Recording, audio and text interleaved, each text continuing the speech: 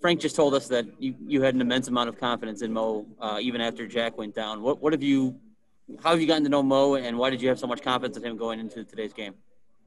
Well, Mo, obviously had a little slight start to training camp and just working his way back from an injury. But Mo is a big man. I mean, he's a big man in street clothes. You see him in the uniform, and he stands out.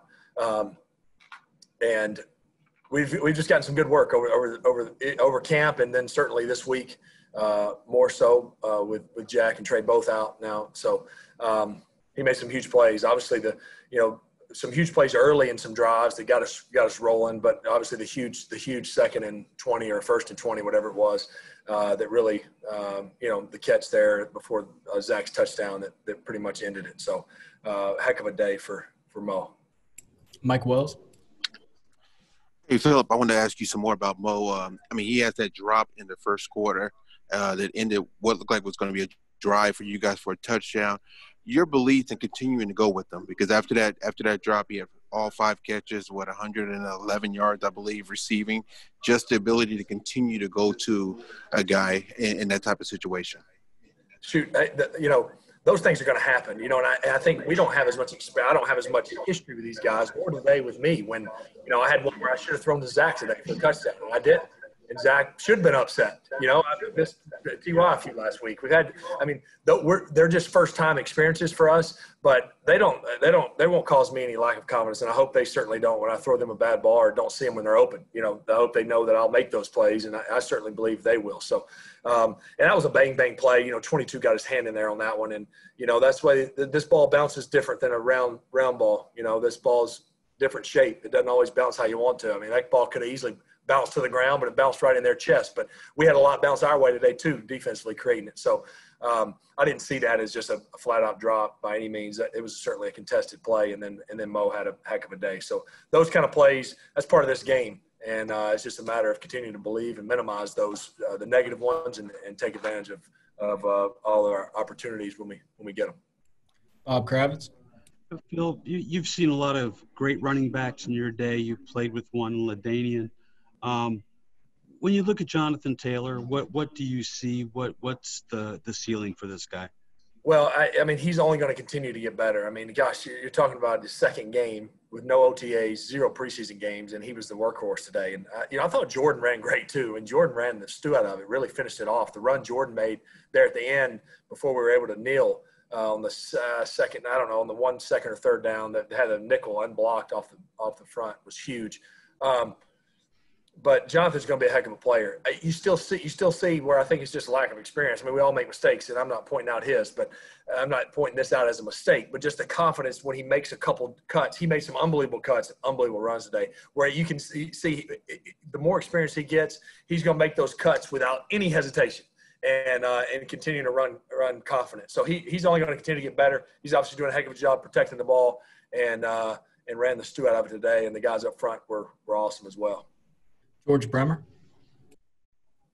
It looked like Michael Pittman had his ups and downs at times today. On the first touchdown drive, though, he had a couple big catches. He's a guy that may need to step up with Paris Campbell down. What have you seen with his growth?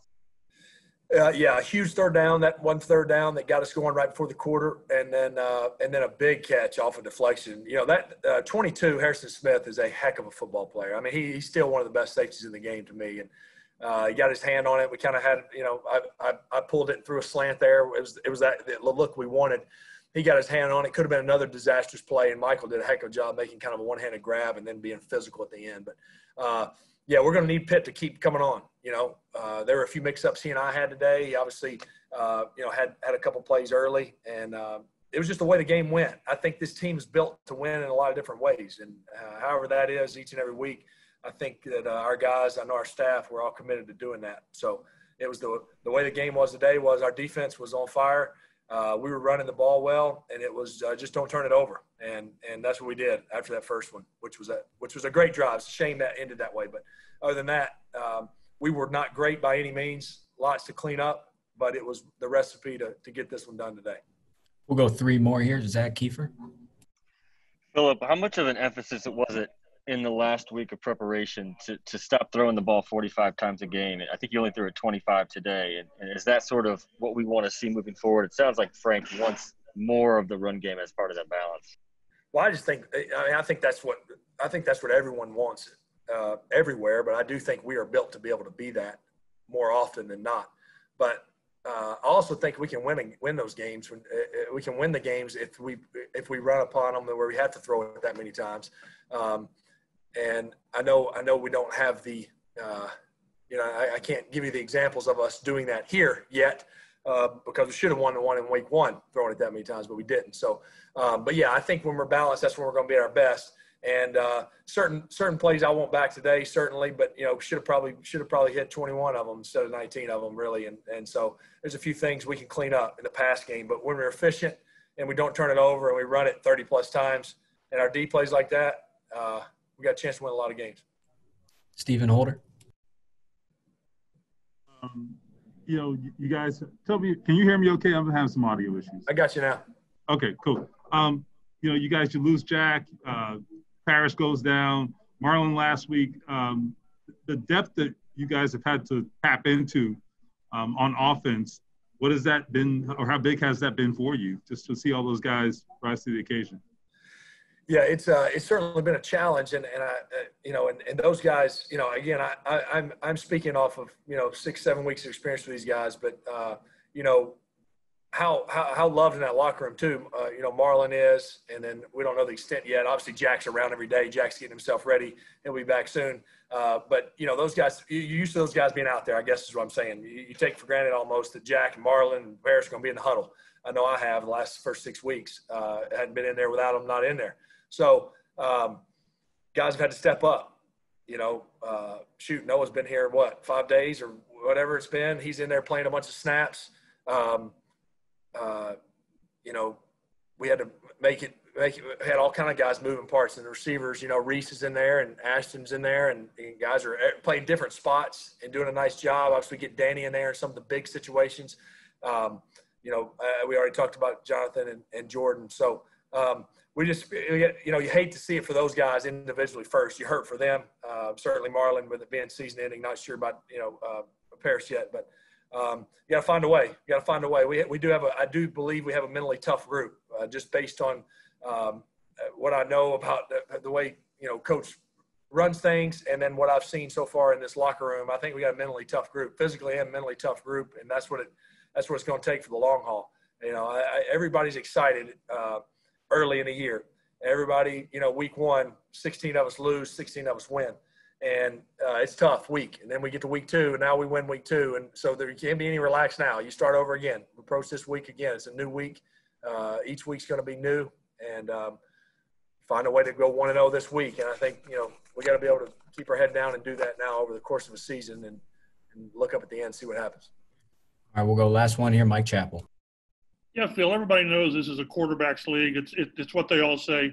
But when you're the quarterback and you've got an offensive line, you've got a running game, and you've got a defense that can do what you guys did today, it's to be simple, it just makes your job easier. Yeah, no, it does. I mean, it makes it different. I mean, I guess easier definitely is the word. It can be one of the words we use, and I'm thankful for that group up front and being able to run it and all that. So yeah, definitely does. I've always, I feel like the term, and not that you're referring to this as the term, but I feel like the term game manager has always had a negative, negative. It's been a negative, seen as a negative. I don't think it's a negative. Sometimes I think that whatever the quarterback's job is, sometimes the quarterback's job is to he can throw it all over the field and find a way to lead a 2-minute drive. Sometimes it's to hand it off and not turn it over and get everybody lined up and handle motions and make a few checks here and there. And if that's the term game manager, and that's what today was, it was a heck of a lot of fun. So I think being able to do that and be in that mode, and if we have the capabilities to do it again week to week, both personnel wise and how the game's going, then heck yeah, we'll all take today each and every week from an outcome standpoint. I think we just got to be ready to adapt and find a way, whatever that is, and be committed to that and be ready to adjust as the game goes and week to week.